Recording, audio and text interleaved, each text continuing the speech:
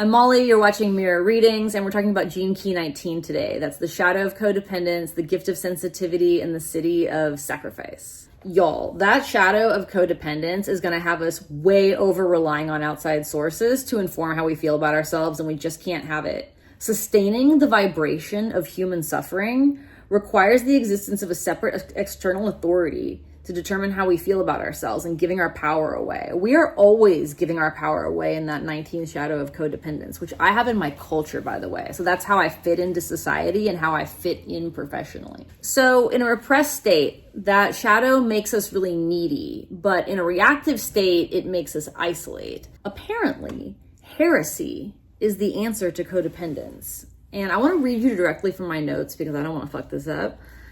Heresy is the dilemma of this 19th shadow of codependence. Heretics are willing to shatter the fabric of their world to be able to see more truth. And this energy is what it takes to break out of codependence with the illusion of life and form that we're all creating for each other.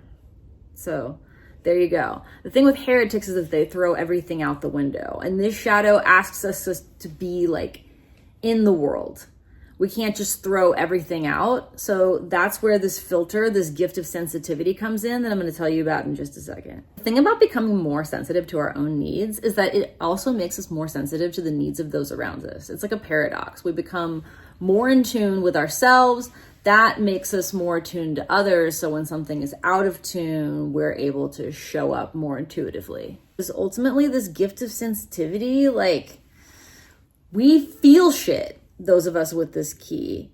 And I feel stuff professionally. I feel stuff in terms of where I fit into society. Like, this is a real like spot for me, but it's also like my portal to the world.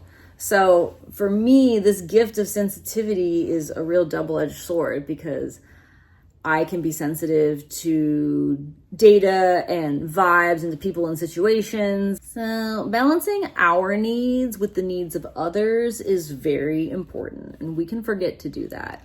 But this gift of sensitivity, again, it's going to put us in touch with our own needs, so then we can also be sensitive to the needs of the situation, the needs of the people around us.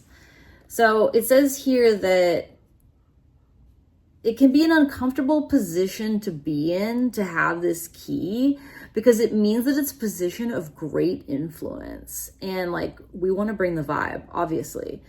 So we can feel what everyone else is feeling, but then we're kind of like a tuning fork almost. We're sort of harmonizing the space. And it can take a lot of energy. Embodying this gift means that you might have some access to clairsentience. So clairsentience basically means that you can feel what other people are feeling or like know what they're feeling. Once we let go of codependence, our grip on like the drama of life starts to loosen more and more. And then we can just like enjoy whatever's happening because we don't have so much attachment to every single situation. Like, sensitivity allows us to fully feel what's happening, but we can be in it, but not of it, if that makes sense. Like, we can completely feel whatever it is without getting caught up in the drama cycle. So this gift of sensitivity does allow us to sit on the sidelines, be zen, and feel whatever is fully happening. When we're in codependent relationships, we sacrifice a part of ourselves to be in the relationship, and we outsource how we feel to the other person. But in sacrifice, all of our needs and everyone else's are just laid bare. All needs are known. Everyone is sensitive to everybody else's needs, and everyone's able to just sacrifice whatever it takes to make sure that the collective needs are met. So let's all learn to balance our needs with the needs of others, and everything is going to go a lot more smoothly.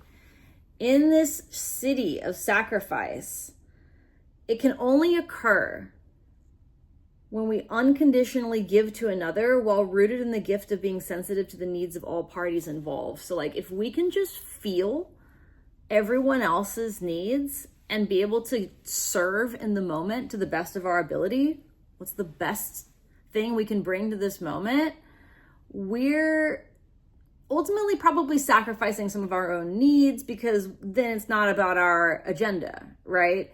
It's about what the moment needs and what we can bring. I just want to read this last part because this is good shit. In codependent relationships, we sacrifice a true part of ourselves, and they lack synthesis and become a breeding ground for negative patterns to thrive. In interdependent relationships, we learn to truly be with people as they are, and our individuality is sacrificed into a higher vision of what can be accomplished together. Contemplation, yo. Slow learning. That's how we get the gene keys. Like, we chew it a little bit at a time. That's what I recommend anyway.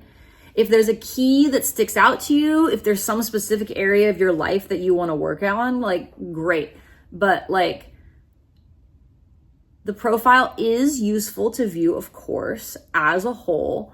But in terms of like actually making use of the information, like pondering one key at a time, at various times in your life, it's a lot more useful than trying to like chew it all at once. Sacrifice your need to know everything and just chew it one gene key at a time.